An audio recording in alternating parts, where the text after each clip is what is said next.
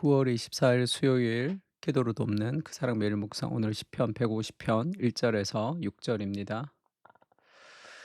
시편 150편이 시편 제일 마지막이죠. 우리가 2024년 1월 첫날 1월 2일부터 기도를 시작했는데 시편 1편은 1월 9일 날 그렇게 시작했는데 2024년도 벌써 1년 하고도 9개월이 지나서 지금 150편까지 그렇게 함께 시편을 가지고 함께 기도할 수 있어서 너무 감사하고 또 하나님의 은혜라고 생각합니다. 그러니까 너무 몸이 아파서 뭐 못 녹음을 못하는 날이 있었다면 그 할 수도 없었던 거죠. 다 하나님의 은혜입니다. 제 인생에 이렇게 매일 무언가를 꾸준히 하는 그런 사람은 전혀 아니었는데 그 다 하나님의 은혜인 것 같습니다. 그러니까 매일매일 그 시편을 묵상하고 시편으로 기도하는 것이 준비하면서도 제 삶의 어떤 하나의 패턴이 되어서 '시편이 참 좋다.' 그런 마음 많이 들었고 '앞으로도 계속 시편으로 좀 함께 또 연구하고 또 기도하고 싶다.' 이런 마음들이 많이 들었습니다. 내일부터는 그 사랑 매일 묵상을 그 말씀 힘대어 365 라고 이제 복음이 이끄는 일상이라고 제가 이 90일 묵상집 쓴 거 가지고 좀 나누려고 합니다. 너무 짧아 가지고 여기 지면이 제가 다 담지 못했던 것들이 많은데 함께 좀 책 보면서 기도하고 하면은 좋을 것 같습니다. 호흡이 있는 자마다 여호와를 찬양할지어다 할렐루야. 이 마지막이죠. 시편의 마지막. 호흡이 있는 자마다 여호와를 찬양하라라는 제목으로 말씀을 좀 나누려고 합니다. 우리의 삶은 결국 찬양으로 끝이 나죠. 할렐루야. 그의 성소에서 하나님을 찬양하며 그의 권능의 궁창에서 그를 찬양할지어다. 그의 능하신 행동을 찬양하며 그의 지극히 위대하심을 따라 찬양할지어다. 1절은 찬양의 장소, 2절은 찬양의 내용이죠. 하나님이 어떤 분이신지. 나팔 소리로 찬양하며 비파와 수금으로 찬양하라. 그건 찬양의 방법이죠. 소고를 치며 춤추어 찬양하며 현악과 통소로 찬양할지어다. 큰 소리 나는 재금으로 찬양하며 높은 소리 나는 재금으로 찬양할지어다. 수많은 방식을 가지고 수많은 음계를 가지고 다양하게 찬양하라는 거죠. 그리고 결론으로 얘기합니다. 호흡이 있는 자마다 여호와를 찬양할지어다. 할렐루야. 온 피조 세계가 하나님을 찬양하는 찬양받기 합당하신 그 하나님을 찬양하는 것으로 시편이 끝이 납니다. 로마서 8장 28절에 이런 말씀이 있죠. 하나님을 사랑하는 자 그의 뜻대로 부르심을 입은 자들에게는 우리죠. 모든 것이 합력하여 선을 이룬다. 시편에는 수많은 눈물과 그리고 배신과 아픔과 기쁨이 다 인생이 다 함축적으로 포함되어 있습니다.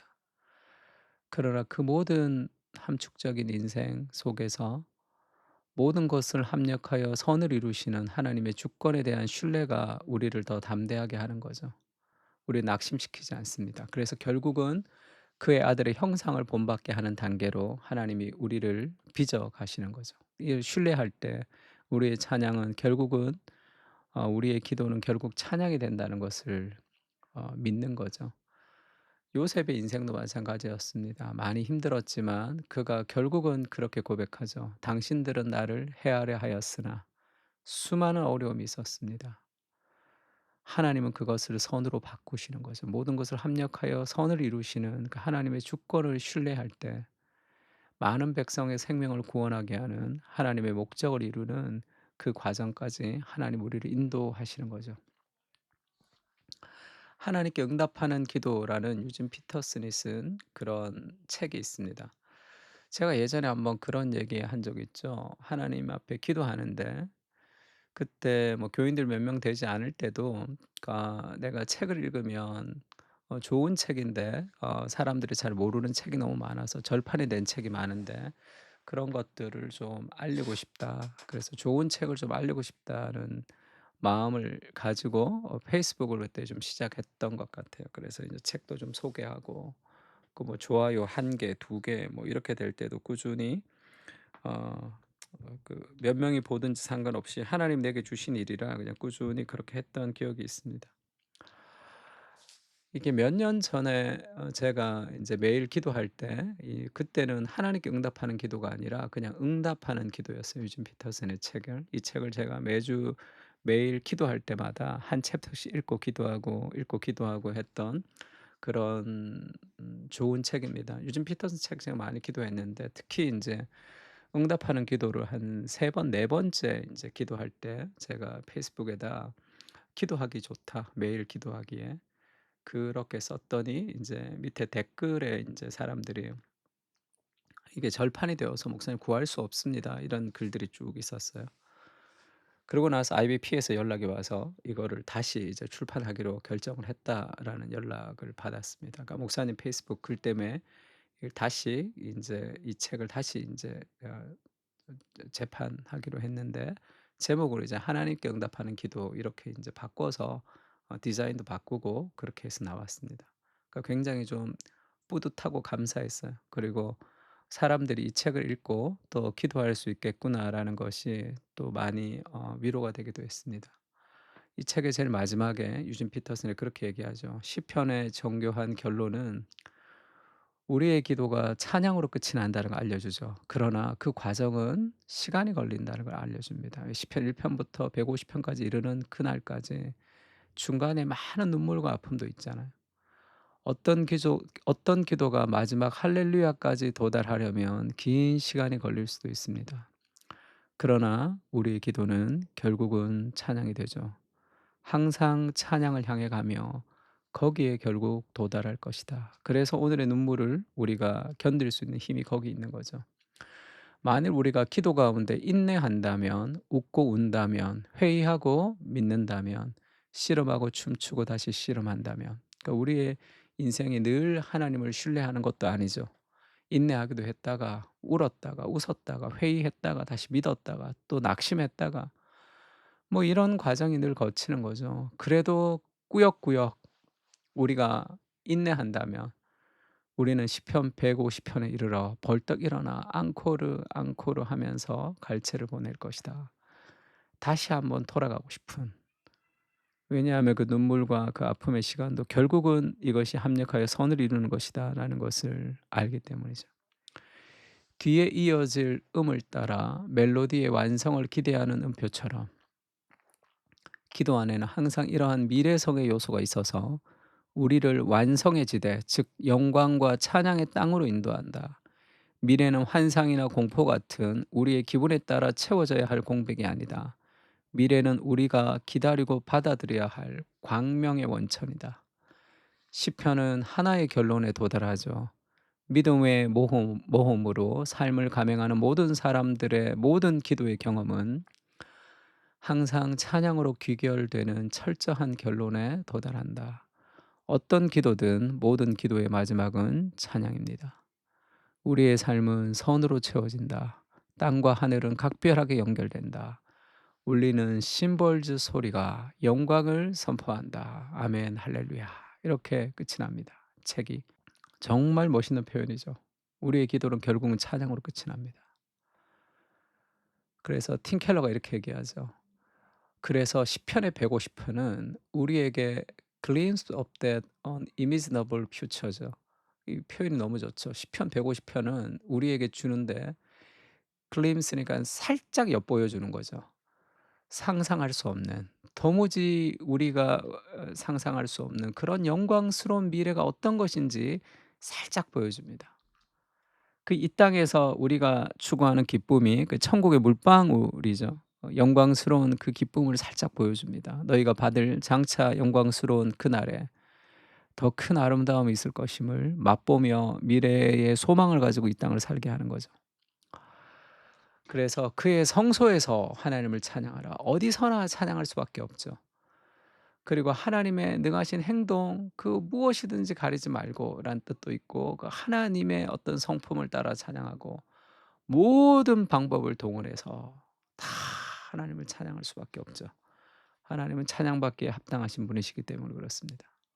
그리고 그분이 행하신 일들을 생각하면 찬양하지 않을 수 없는 거죠. 웨스트민스터 소요리 문답에 이렇게 돼 있죠. 일문이 "사람이 제일 되는 목적이 무엇입니까?" 그러니까 "제일 되는 목적." 이렇게 번역했는데 What is the chief end of man? chief end 하면 궁극적 목적이죠. 가장 궁극적 목적은 그것은 하나님을 영화롭게 하고 to glorify God 하나님을 영화롭게 하고 to enjoy him forever 그분을 영원토록 즐거워하는 것. 그 우리의 즐거움이 하나님을 즐거워할 때 가장 하나님이 영광을 받으신다. 존 파이퍼 그렇게 얘기했죠. 인간의 궁극적 목적은 하나님을 영원토록 즐거워하며 찬양하는 겁니다. 그것이 예배죠. 그 예고편이. 운동을 하는 궁극적 목적이 무엇입니까? 건강하기 위해서죠. 운동을 열심히 했는데 건강이 상하면 궁극적 목적을 실패하는 겁니다. 우리가 열심히 직장 생활하고 가정 생활하고 우리가 열심히 살아가는 이유가 뭡니까? 그분을 영원토록 즐거워하고 하나님께 영광이 되지 못하면 그 궁극적 목적을 이루지 못하는 거죠. 결국 우리의 삶의 목적은 찬양입니다. 예배라고 할 수 있습니다. 계시록의 마지막에 새 노래로 하나님을 찬양하죠. 9절에는 그렇게 얘기합니다.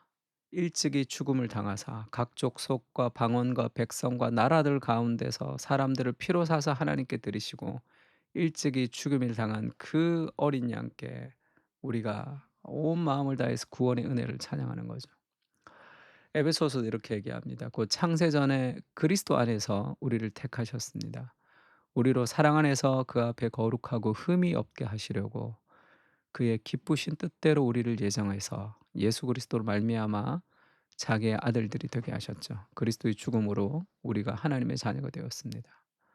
이는 이거 이렇게 한 이유는 이 뜻이죠.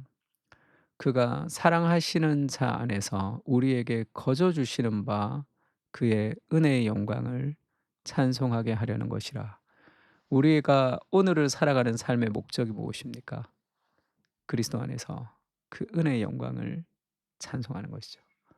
그 찬송의 삶이 순종으로 우리의 삶 가운데 직장과 가정과 교회 안에서 나타나는 것입니다. 우리가 살아있는 삶의 목적, 그것은 하나님이 주시는 은혜의 영광을 찬송하는 것이죠. 모든 곳에서 어떤 상황 속에서도 하나님을 찬양하게 하옵소서. 하나님은 찬양받기에 합당하신 분이십니다. 그리스도의 은혜를 통해 은혜에 감사하며 우리의 온 마음과 호흡을 다해 주님을 찬양하게 하옵소서. 나의 감정과 형편에 상관없이 주님을 찬양합니다. 할렐루야. 아멘. 시편 150편은 삶의 축소판이라고 할 수 있습니다. 회의하고 웃고 울고 낙심할 때도 있지만 기뻐하고 살아갈 때도 있지만 결국은 우리의 기도는 찬양이 될 것입니다. 호흡이 있는 자마다 여호와를 찬양하라. 그 영광스러운 하나님을 찬양하고 기도하면 좋을 것 같습니다. 다 같이 기도하겠습니다.